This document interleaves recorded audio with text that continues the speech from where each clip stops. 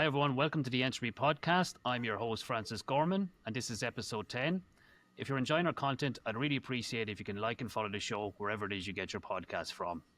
Today's guest has one of the most unusual and true life stories you'll ever hear. Jack Barsky, born Albrecht Dittrich in East Germany in 1949, was a KGB sleeper agent sent to operate deep undercover in the United States during the Cold War. His journey is a powerful story of espionage, dual identities, and ultimately defection. Today, he's gone from a secret life as a Soviet spy to mentoring Fortune 500 executives. Jack is a renowned keynote speaker and also authored his memoir in 2017, Deep Undercover. Jack, it's my absolute pleasure to have you on the show. Well, I'm delighted to be talking with you again, and I know it's going to be good as long as my throat holds up. Don't worry about it, Jack. I think after all these years, your throat is doing perfectly fine. Jack, could you bring to life maybe some of your backstory? When I heard about it first, I was like, this is something of the movies, but you've lived it. Yeah. People, and my book has been read by thousands of, like, couple, 200,000-300,000 people, and I get this feedback a lot. It reads like a movie. Okay, well, it isn't. I lived it, and I clearly did not design it. I never even wanted. I never had a thought that I would one day become a spy. I was going to be a college professor. Okay, that's in my blood. Teaching. My parents were both teachers, and then people made a suggestion. They came to me. The KGB came to me, and they just said hello. And I, curious as I am, that's part of one of my character traits. I'm infinitely curious about everything and everybody. So I was, and they were just talking and wanted to have a relationship with me. That was not a recruitment, mind you, that was getting to know me. It took them 18 months to actually make the offer. And up until that point, up until the offer came, I was just toying with the idea. I didn't take it seriously. I said, that sounds really interesting, adventurous. And I get to go to the West and, take advantage of the Western standard of living. And also we had our own version of James Bond. Every Christmas there was an episode of a series called The Invisible Visor. And it was about an East German spy who went to West Germany undercover as a Nazi hunter, and he also lived the good life. He drove the fancy cars, he lived in great homes, and most importantly, he got the girl. So that's all I knew about espionage, and a little bit of what the East German news media let out, because we had our heroes of communist spies. And the biggest hero that we had in East Germany was Richard Sorge, who was working for the KGB as a German journalist who had connection with the Nazis, but he worked in Japan and got a phenomenal amount of really valuable intelligence to Stalin, who idiotically rejected it. So I'm going to stop right here. So anyway, I'm got to a point where I was recruited, and at that point I had to make a decision, and it wasn't that easy. So, I had this great career ahead of me. I was going to join the intellectual elite in the town where the university was, and I was going to get paid pretty well. I was arrogant as hell in those days because I aced everything that I pretty much got A's in every subject that I took. And I also got a national scholarship that was, and I kid you not, I double-checked that information, that was limited to 100 concurrent holders in the entire country. So, man, I was so full of myself, and I was going to live the great life in East Germany. And I was a, communist, but, the adventure and the good life. And then maybe all the girls that were waiting for me. And fundamentally, when I say fundamentally, the yes that I said had to have a foundation in ideology. And I was a 100% communist because I knew this would be dangerous. I knew I was a good chance that I was going to wind up in jail. And you don't sign up for something like this like that unless you know that you're serving a higher cause and not just selfish pursuit. So I said yes, and I got altogether 5 years of training. And 5 years after I said yes, I was deployed to the United States, spent 10 years in the US operating as primarily as a sleeper, became fully Americanized, maybe not fully, but good enough in New York City to pass for a born American, because the Jack Barsky identity was stolen from a young boy who passed away at the age of 11. So, 10 years, went to college again, got a degree in business with a concentration on computer technology. And then I joined the workforce, and I was still, while I joined the workforce as a professional, I was still reporting back to the KGB. And that stopped in 1988. I got to tell you why, because some people there's people who don't know it. I don't want to be arrogant enough that everybody knows my story. It wasn't because I quit the KGB in 1988. They wanted me back home because they had reason to believe that I was going to be arrested soon.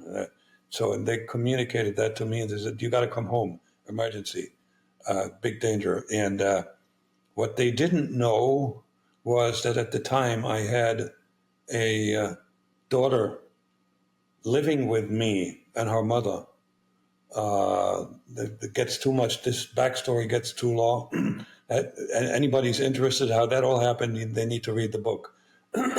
So anyway, I had this daughter, and I was just so deeply in love with this child. There's something, an emotion I'd never felt before. I mean, it was this unconditional love where you give and you don't want anything back. The only thing that she could give me back was a smile. And I hadn't found a way to support her once I'm back on the other side of the Iron Curtain. I couldn't ask the KGB to help me. They would have put me in jail for disobeying orders, right? And I couldn't have asked any of my American friends to help out. I would have given myself away. So I had no clue what to do. Well, again, go to the book, back and forth, back and forth. Eventually, I decided to stay and told him so. Now I can, this is a spoiler alert. People ask, how do you quit the KGB? Normally you don't, but if you are a really good liar, you get away with it, because I told him I had contracted HIV/AIDS. And the moment, I guarantee you, I didn't know it then, but now I know it in hindsight. I guarantee you, the moment they read this passage in my letter in secret writing, they immediately said, we don't want him back, because it was a very infectious, incurable disease at the time. So they told my German family that I had passed away. That was a lie, but they just they wiped me out, gave them a little bit of my dollar savings. I guarantee you, not everything. My son knows that his mother got some money, but he forgot how much. I guarantee you the courier took some for himself, because it's all done in cash and espionage. And so my German name, Albrecht Dittrich, is listed as having passed away in 1988 in the German personnel register, whatever it's called. So that's my backstory, and ever since then, the FBI caught up with me. I cooperated. I became a citizen, and I worked on my version of the American dream. I had a great career in corporate America. Great career, starting as a programmer, going all the way to chief information officer, and all of these jobs were in altogether 6 companies, 6 Fortune 500 companies that operated in 6 different cities and 3 different industries. So I got to know a lot and had to just gather a lot of experience, what it's like to operate in corporate, all the characters that operating in corporate. And I learned from everybody else because I, as you may or have concluded already, I'm an extrovert. I can also listen very well, but right now you asked me to talk, so shut me up, please. I was letting you run, Jack, because it's all fascinating stuff. I have to ask, when you made that decision to come clean to the FBI, etc., you were announced deceased in your own country. Was that hard? That part of your identity therefore no longer existed, but you still walked the earth. Was that a hard decision to make? You've left your homeland behind. No, What what? well, the decision that I made had nothing to do with the FBI. The FBI contacted me 9 years later. And at that point, there was only one decision. Hey, I'm all yours. The hard decision was when I told the KGB, I'm not coming. There was no FBI involved. There was no counterintelligence involved. The driving force was my daughter, Chelsea. And this is why I tell people, whether they want to hear it or not, I think it sounds like such a trite sentence, 3 words: love conquers all. Well, I lived through it because everything that was good for me personally was on the other side of the Iron Curtain. If I had not lied to them and gone back, I would have been welcome as a hero. I got a decoration. It's called the Order of the Red Banner 2 years before. That was the second highest decoration of the Soviet Union. That was only awarded to highly regarded spies. And I met 2 of them personally, the Cohens, Lana and Morris Cohens, who were members of the Rosenberg spy ring. So apparently I did well enough impersonating an American and doing what I had to do to be to be a functioning American, just in case, I had to be woken up as a sleeper. And apparently also that's a guess that a lot of the others that they sent out failed at that task. So I would have gone back, and I had dollar savings in the East that would have been, that would have made me a wealthy man. They promised me a house. So everything that was good for me was over there. The only thing that was good for me staying was Chelsea. That's it. And then there was the danger of being arrested by the FBI or the KGB interpreting my resignation as a defection, and that added more danger. And guess what? You look at the equation, there's only one possible, reasonable decision to make. You got to leave. You got to leave. And on top of it, I had an excuse. I could have rationalized. If I stay and the FBI catches me, I'm no good for my kids anyway. For my kid anyway, right? So love conquers all, and I can't take credit for it. It attacked me. Okay. It made the decision for you, Jack. In terms of that, so as you've just disclosed, you basically had a 9-year window. Did you live a normal life? Were you always looking over your shoulder? Was there fear there? No. I took surveillance detection measures and some other measures to figure out whether the FBI was observing, watching me, and that I did that for about 3 months. There was not a sign, and I got confirmation that they didn't have a clue I existed. And I also made sure for the same period of time that I was not reliably found at the same time at the same spot. And I tell you why, and it makes a lot of sense even to lay people. If an assassination has to be planned, you can't just go follow somebody and shoot them. You need to do it where you have an escape for yourself.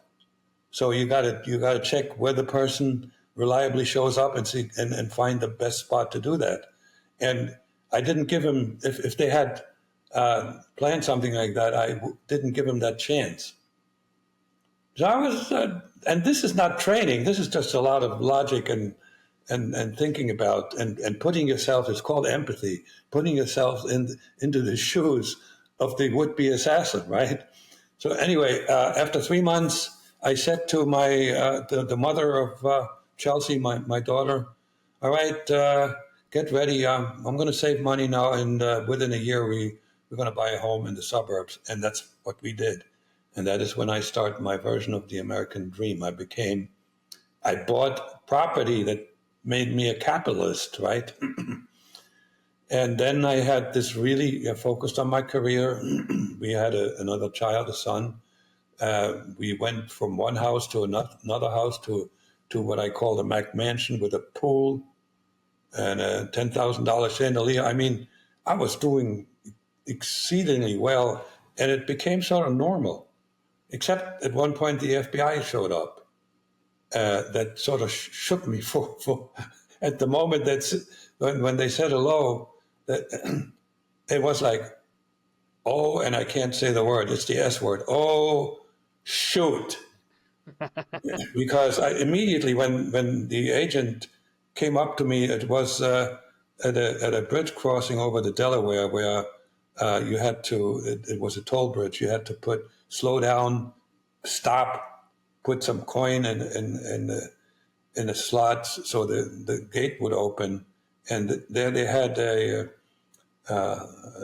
policeman stationed who told me to just move over to the side, routine traffic stop, and asked me to get out of the car. At that point, I should have already, if I was still suspicious and watchful, I would have known he was lying. There's no such thing as a routine traffic stop with asking somebody to get out of the car. Anyway, I just got out, and the agent came from me in civilian clothes from the right, back from the right, and flipped an ID, and I knew exactly what that meant. And did that moment shatter Chelsea's mother's world, or did she know that you were a sleeper agent? She had no. Oh, she did. This is you part in big trouble, Jack? Were you in big trouble when it happened, or was she aware? This is another one of those delicious parts of my story that I had nothing to do with engineering, other than some of my actions resulted in interesting situations. So, my wife, Chelsea's mother, and I had a hard time getting along. She was very jealous. She thought I had affairs all over the place, which I didn't. And she got angry and argumentative. And at one point, I just figured, I used what I call the nuclear option. And I told her, hey, listen, this is my background. This is what I risk to stay with you and Chelsea. You think I want to have an affair with another woman? I love you. We are on the same team. Well, it didn't work, because now she knew that I was a consummate liar. She didn't believe me at all. And then B, the FBI had a bug in my kitchen. And while I was telling her about my background, there was somebody in an FBI office listening to my confession. And that's when they introduced themselves a couple of weeks later. Okay. Caught in a domestic argument. That's after all of the due diligence. Jack, yeah. You talked a lot about you were obviously a very intelligent young man, and you were studying chemistry, and you could have pursued a different career path. But how much does emotional intelligence have to play into this? And what role did that play in your success then when you moved into the world of technology? That's a really, really good question. And I know now that I had a very high emotional IQ. I just use the word empathy. I don't necessarily feel people's pain, but I sense it, and I can, to the extent I can do something to help him, I can. I can understand what makes other people tick. When I was young, I didn't know any of that, but I tell you, the KGB was looking for people like that, and that's why they studied me for 18 months. Okay, they had a list of character traits that they were looking for, and just the ability to understand others, to read people, and take advantage of that read was absolutely critical. So I was never aware of it until, I say, maybe 3 years ago, 2.5 years ago, when I found myself single again. Unfortunately, my beloved ex-wife Shauna, who I still love, and she loves me back, but she told me she can't stand living with me anymore. So here I am all by myself. But that gave me an opportunity to first of all, I got on a lot more podcasts because I had the time, got a lot of questions, and then I also wrote a master class. I wrote everything that I learned in my life. I wrote this down, which required me to do a lot of introspection and a lot of this with this situation and that situation. And I realized that, yeah, I do have a very high emotional IQ, and that was confirmed recently by a neurologist, by a scientist. And if you don't mind, I can name the personality test that he developed. His first name is Antoine, but the personality test is called Meet Yourself, and that is the only personality test in existence today that includes genetic analysis. And I scored very high in empathy. Not a surprise anymore, but I have evidence that I'm not deluded. Okay. That's really interesting. Genetic ties as well there. Yeah.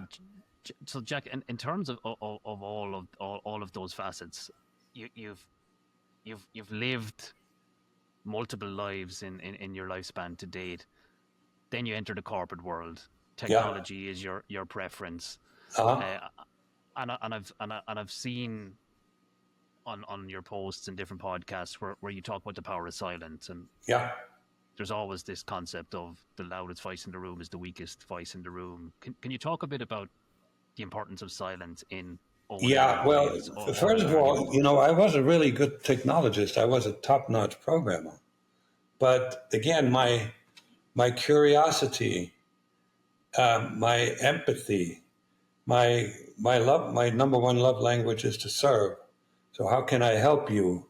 And all of that uh, helped me manage information technology without being a technologist. And I tell you how that happened. My very first real rock solid important job was to fix an infrastructure team at United Healthcare that was in a phenomenal crisis. In those days, United Healthcare was top notch.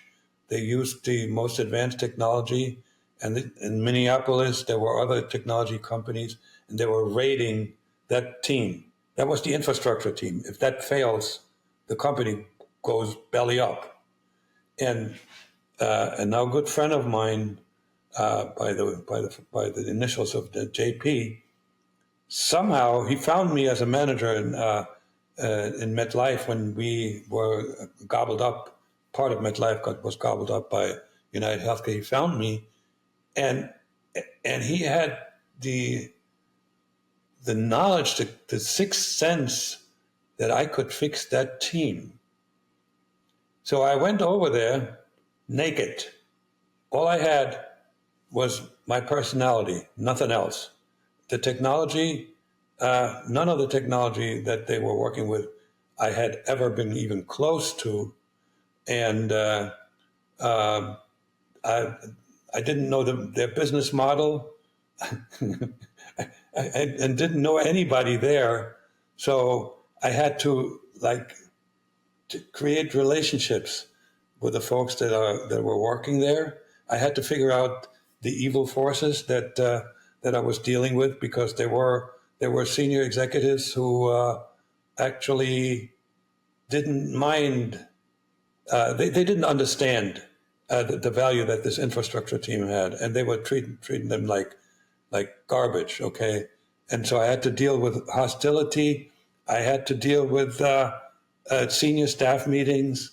I once interrupted a senior staff meeting because I thought it was the right thing to do, to give the corporate CIO. I mean, this was a big shot. An understanding of the urgency. I asked him to sign a requisition for something. And that job I learned how to manage using my people skills, and I actually made sure that I learned more, that I improved my people skills. I can now read people within, and no matter what we're talking about, this is a stranger that I meet, and it takes about maybe a minute. No matter the subject, I can come up with at least a thumbs up or a thumbs down. I don't read minds, but I can determine whether it's a quality person or not. Am I 100%? No, but 95% is pretty darn good, and I have proof for that as well, because in my last 3 years as an executive, I interviewed a lot of job applicants, and my interviews were non-traditional. They were fundamentally just talks. So, you have a dog, what kind of a dog it is. We talk a little bit about, a bunch of things, never about the job and what you know, and what you think of this job and why did you leave. None of that. And my instincts hired about close to 100 people based, and they all worked out, with the exception of one. Everyone worked out, and I'm not lying to myself. I had a phenomenal record with regard to the interviewing process. At one point, I had a boss who required me to interview all the candidates that were supposed to report to her, that also would have been peers of mine. Okay, so and I said it worked out, except for one case when I allowed my logical mind and my wishful thinking override my gut. There's this guy who came, I talked with, and my gut said within 30 seconds, I don't like him, because he was just unpleasant. I don't like him. That was it. But he had a skill set that was sorely needed. And I rationalized that he was just one of those nerds who has no manners. So what I did is I hired him, and I let him do what he does best, and I shielded him from senior management, because I knew he would just wasn't likable. Well, he became Employee of the Year because of me helping him and having, shielding him from exposure. And then a few months later, he went to the CEO, who was my direct boss, and made a case that I should be fired. Well, that was nice of him, wasn't it? So that gives you an idea how logic, and I say this in some of my posts, logic very often misfires because there are circumstances that you're not aware of that play into the logic that you apply based on what you know. I'm not against logic. I'm a logical thinker. But I have learned to trust my gut, my instincts, because your nervous system is learning all the time, particularly your subconscious. As you are consciously and deliberately interacting with other people and study them, the subconscious builds a database of avatars of people that you can recognize without even thinking about it. Okay, and again, this is my amateurish approach to it. I came up with this idea until I had the chance to talk with psychologists and neurologists, and they agree with me with that thinking. So, if you have lived a reasonably long, deliberate life and have been very observant, if that's you, I will tell you, trust your gut and verify. Eventually, I've made a couple of gut-based decisions that went haywire, and I should have had a contract with the individual who stabbed me in the back. But some people are really, really good liars. Sociopaths and psychopaths, they can defeat lie detector tests, and they will defeat me as well. So you gotta trust your gut, but still verify. Trust but verify. A key zero trust principle from Fadi Dowd on my last episode. So we'll take that one as a principle for life as well as technology. Jack, you're now helping Fortune 500 CEOs deal with the problems of today. Is there patterns you see emerging from that space? Their high pressure environments, those men and women. Yeah, it's not just CEOs. I'm talking about the senior management team. And across the board. Well, the pattern is, number one, nobody. There are exceptions. Let me take that back. I have to be careful with absolutes that may well be okay in marketing, but not in our conversation. But the majority of corporate players that I have witnessed were inauthentic. They played a role.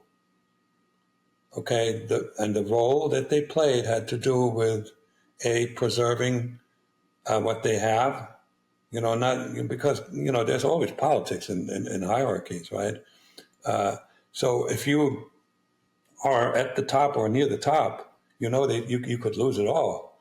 So you play the role that you think that will allow you to keep what you got, or the opposite, the flip side of the coin, go up the ladder. And, there's this this behind kissing going on and all kinds. So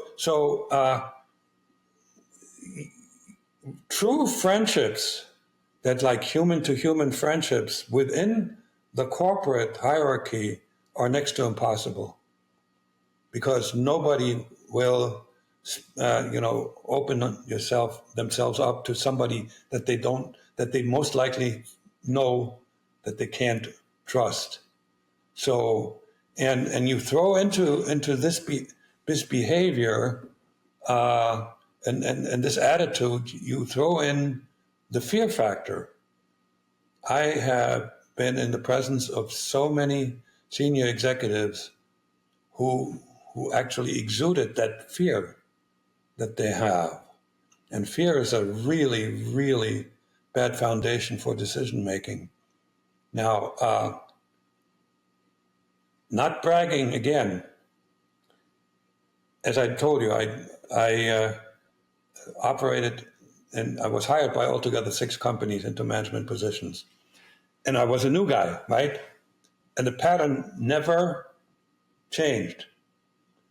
When I first started, everybody called me a breath of fresh air, because I wasn't playing, I was being me. And over time, and particularly I was hired to fix something. So they let me do what I do best, which is crisis management. I also do good project management, but what I do best was crisis management, and I enjoyed it. So they let me do what I do best, and also, since I wasn't stepping on their toes, I was the breath of fresh air and the one who was fixing things, the big problem. And then when the things were fixed and we went into steady state management, the air got a little stale because now I, I didn't change my behavior.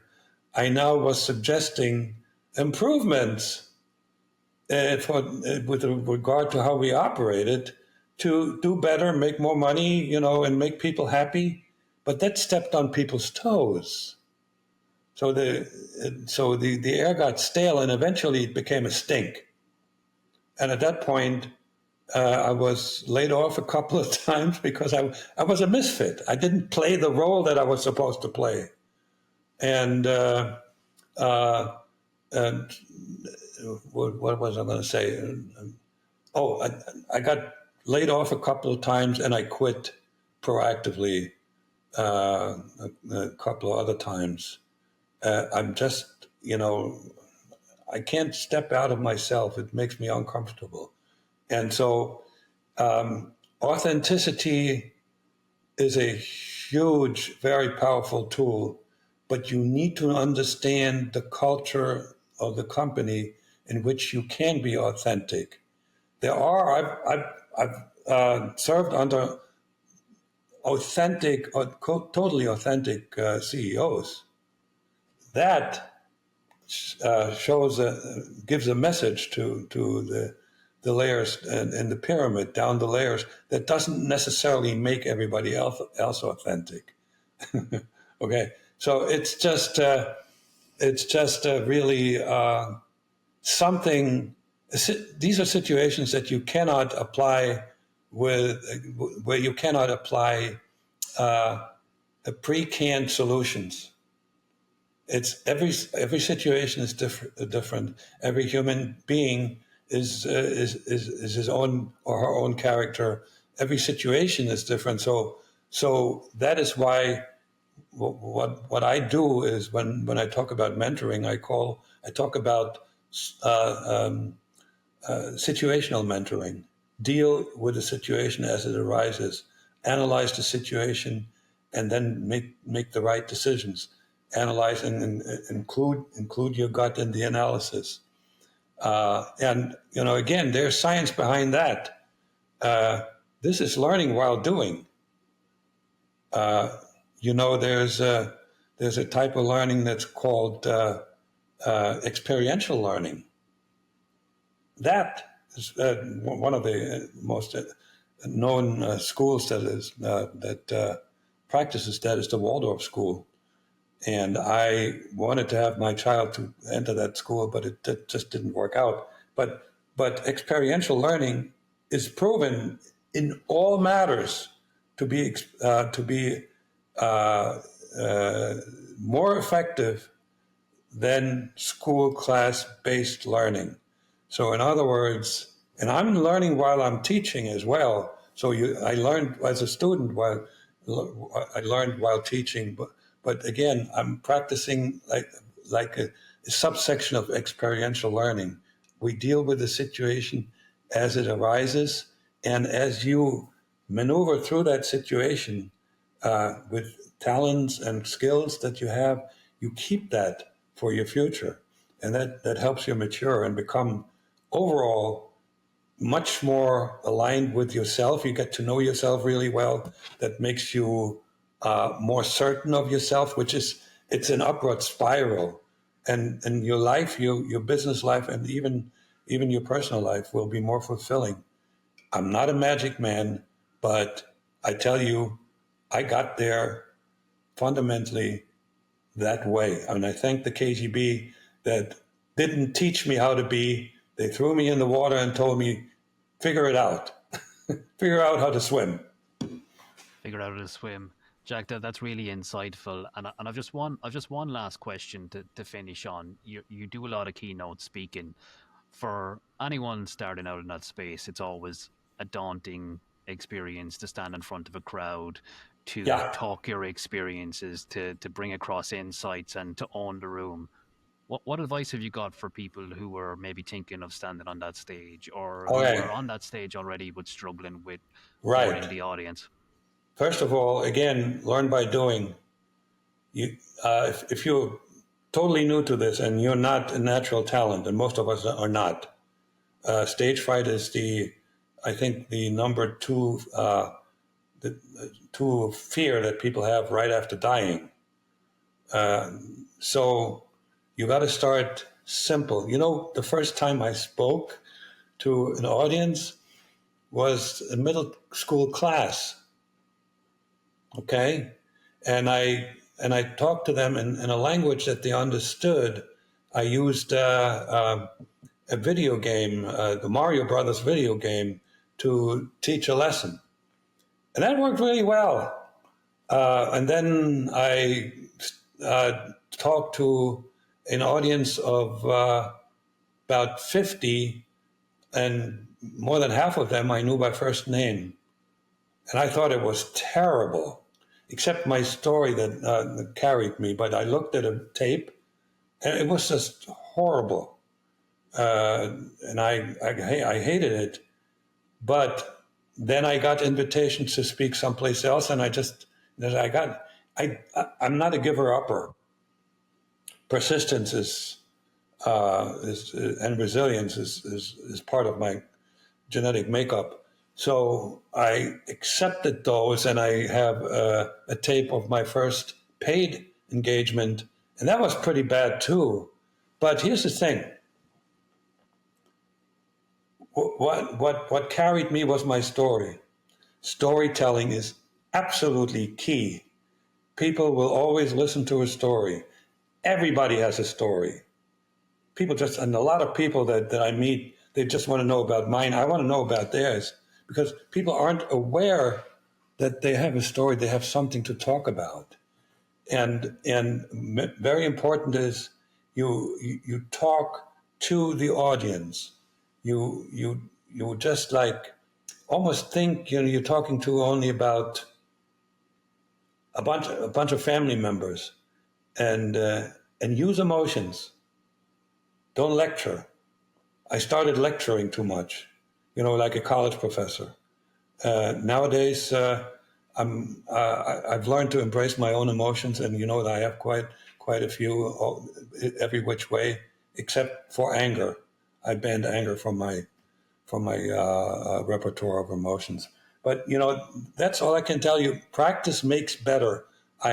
I was not a talented speaker. The first time I gave a presentation in a corporate setting, my boss took me aside, and it was all about technical stuff. It was about a project that I was the technical lead of.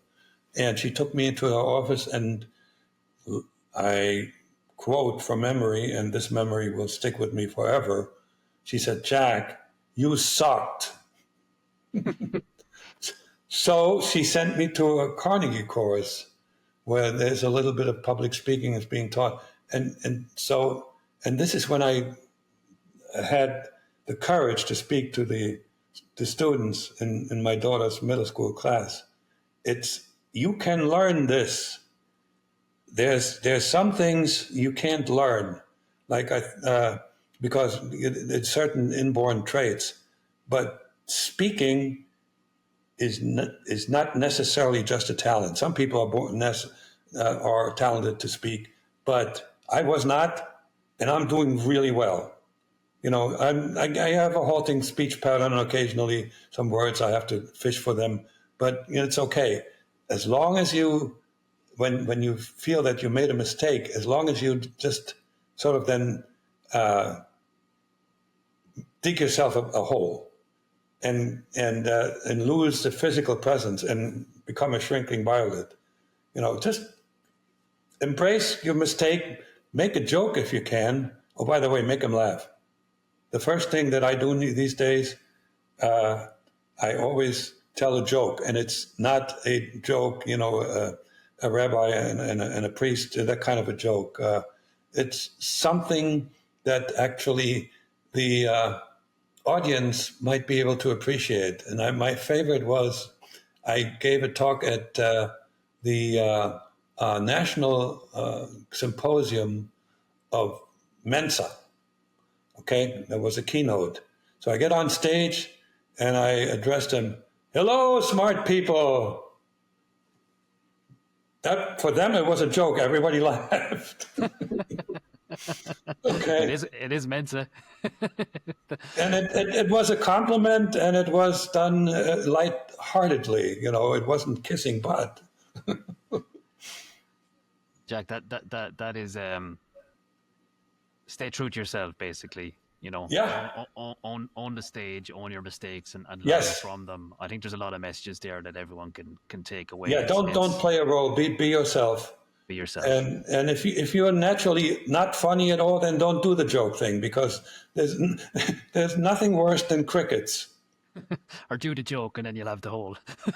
That's totally the way to dig yourself back out again. But again, the point I'm trying to make, a lot of things can be learned if you're persistent, and it can be really, really depressing, and make you wanting to give up. There's points in life where you know that you have to give up, but most people give up way too soon, because success is just around the corner. And I'm the reason that I can state that and not be a hollow, empty, motivational speaker is that I went through that. I just gave you the example of speaking, and the same thing had to do with a lot of other things. There's a lot of things you can learn, and I also talked about learning how to read people rather quickly. That takes time. Anyway, where's my turn off button? I don't have it. Yeah, turn Jack off. Well, look, Jack, it's been an absolute pleasure to speak to you. I think we're up on time. There's really valuable insights there for the listeners to chew back on and let percolate in their mind. But it was a personal pleasure to have you on. Thank you for a lot of questions that I had. I had never been asked, and they're not necessarily just about, what's the transition from, agent to normal life, and most people just don't touch that, because, as I mentioned, I learned a lot from quote unquote normal life too, and so that is how it relates to others, because I can't. Not too many people can become undercover intelligence agents. Surely not, and I think it's getting more complex in the world we live in today. But, absolutely. Look, Jack, it was an absolute pleasure having you on. Thanks a million for coming on the Entropy podcast, and maybe we'll chat again soon. I'm sure you have another book in the hopper. You seem to be. I got to come visit your country again. My favorite non-U.S. country. I will commit to buying the beers the next time you're over. Okay, all right. All right, Jameson, please. Jameson. Oh, we could do Jameson. We can do defection. All right. Well, it was great. Thank you. Take care. Thank you, Jack. Thank you very much.